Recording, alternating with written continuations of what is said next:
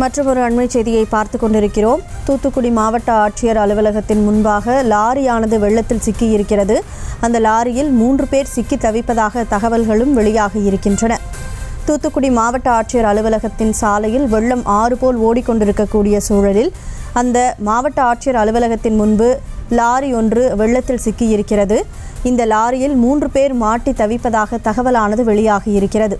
வெள்ளத்தில் சிக்கிய 3 பேரும் தங்களை மீட்க நடவடிக்கை எடுக்க கோரிக்கை விடுத்திருக்கிறார்கள். முன்னதாக மாவட்ட ஆட்சியர் அலுவலகத்திற்குள்ளேயே வெள்ளம் பாய்ந்தோடிய தொடர்பான நேரலையை நாம் பார்த்தோம். அந்த வகையில் தற்போது அந்த மாவட்ட ஆட்சியர் அலுவலகத்திற்கு முன்பு இருக்கக்கூடிய சாலையில் லாரியானது வெள்ளத்தில் சிக்கி இருக்கிறது. அந்த அண்மை தகவலை நாம் பார்த்து கொண்டிருக்கிறோம். இந்த லாரியில் 3 பேர் இருந்ததாகவும் வெள்ளத்தில் சிக்கி தவிக்கும் தங்களை மீட்க வேண்டும் எனவும் அவர்கள் மூவரும் கோரிக்கையை விடுத்திருக்கிறார்கள். அந்த தகவலை நாம் பார்த்து கொண்டிருக்கிறோம்.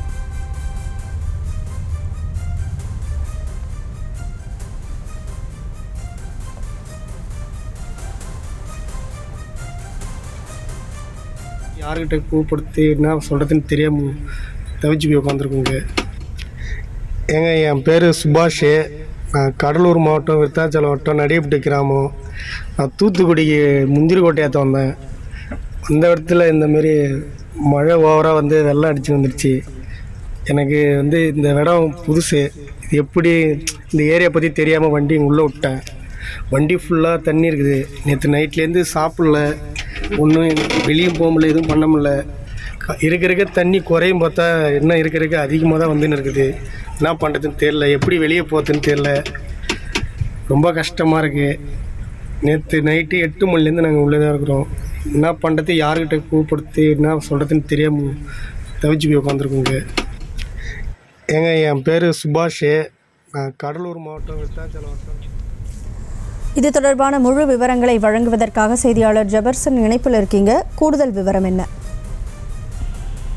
நெல்லை, தூத்துக்குடி, அதே போல தென்காசி உள்ளிட்ட மாவட்டங்கள்ல முழுமையாக வெள்ள நீர் சூழ்ந்து பல்வேறு இடங்கள் தீவு போல காட்சியளிக்கிறது. நாம் பார்க்கக்கூடிய தற்போது நாம் கேட்ட அதிர்ச்சிகரமான தகவல், தூத்துக்குடி மாவட்டம் மாவட்ட ஆட்சியர் அலுவலகத்திற்கு எதிரே அந்த சாலையில் ஒரு வந்து கொண்டிருந்த லாரி திடீரென்று வெள்ளத்தில் சிக்கி நின்று விட்டது. இதே போல பல இடங்கள்ல லாரிகள்ல ஆங்காங்கே சிக்கி இருப்பதாக நமக்கு தகவல் கிடைத்திருக்கிறது. அந்த லாரியிலிருந்து பேசக்கூடிய நபர் வேறு மாவட்டத்திலிருந்து இந்த மாவட்டத்திற்கு வந்ததாகவும், இங்கிருந்து வெளியே செல்ல முடியாமல் தற்போது நேற்று இரவு முதல் வெள்ளத்துல சிக்கி லாரி ஆஃப் ஆனதை தொடர்ந்து இயக்க முடியாமல் அங்கேயே நிற்கக்கூடிய அந்த நிலை, பரிதாப நிலை தான் தற்போது நாம் பார்த்து கொண்டிருக்கிறோம். வெள்ளம் நேற்று இருந்ததை விட இன்னமும் அதிகரித்துக் கொண்டே வருவதாக அச்சம் தெரிவிக்கக்கூடிய அந்த நபர் உணவின்றி, குடிக்க தண்ணீரின்றி தத்தளித்து நாம் எங்கு செல்வது என்று தெரியாமல் தவித்து போய் நிற்பதாக தெரிவித்திருக்கிறார். ஒருவேளை நீச்சல் அடித்து இங்கிருந்து தப்பிக்க முயற்சி செய்தால் எந்த பக்கம் ஏரி இருக்கிறது, எந்த பக்கத்தை நோக்கி செல்ல வேண்டும் என்பது கூட தெரியவில்லை. வெள்ளத்தினுடைய வேகம் அதிகரித்து காணப்படுகிறது. ஒருவேளை இங்கிருந்து குதித்து தப்பிக்க முயற்சி செய்து உயிரை மாய்த்து விடக்கூடிய ஒரு சூழல் உருவாகிவிடும். அதனால் லாரியிலேயே இருந்து விடலாம் என்று எண்ணி லாரியிலேயே முடங்கி இருக்கிறார். ஆனால் லாரி முழுமையாக தண்ணீர் மேலும் மேலும் வந்து கொண்டே இருக்கிறது. எனக்கு யாரேனும் உதவி செய்யுங்கள் என்று அவர் கருதக்கூடியது, அவர் கோரிக்கையை விடுத்திருக்கக்கூடிய இந்த காட்சியை தான் நாம் நேரடியாக பார்த்து கொண்டிருக்கிறோம். அவருடன் சேர்ந்து இன்னமும் 2 பேர் இந்த லாரியில் தத்தளித்திருக்கிறார்கள். கண்ணெட்டும் தூரம் வரைக்கும் நாம் பார்க்கும் போது மேலும் பல லாரிகள் ஆங்காங்கே நிற்கக்கூடிய காட்சியையும் அவராகவே பதிவு செய்து நமக்கு அனுப்பியிருக்கிறார். அதன் அடிப்படையில் பார்க்கும்போது ஹெலிகாப்டர் உதவியுடன் இந்த பகுதியில் படகுகள் உதவியுடன் இந்த பகுதியில் யாரேனும் எங்களை மீட்டு சென்று விட மாட்டார்களா என்ற ஏக்கத்தில் தத்தளித்துக் கொண்டிருக்கிறார். நேரம் செல்ல செல்ல மழையினுடைய அளவும் அதிகரித்துக் கொண்டே இருக்கிறது. வானிலை ஆய்வு மையமும் இன்னமும் மழை அதிகரித்து பெய்யும் என்று கூறியிருக்கிறது.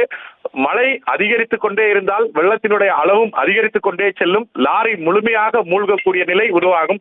அவ்வாறு மூழ்கும் நிலைமைக்கு தள்ளப்பட்டால் நான் உயிரோடு தப்பிப்பது மிகவும் சிரமம் என்று வேதனையோடு இந்த நபர் தெரிவித்திருக்கிறார். உடனடியாக இந்த சிக்கியிருக்கக்கூடிய 3 நபர்களையும் மீட்பதற்கான நடவடிக்கையை முன்னெடுக்க வேண்டும் என்பதுதான் அவர்களுடைய கோரிக்கையாக இருக்கிறது.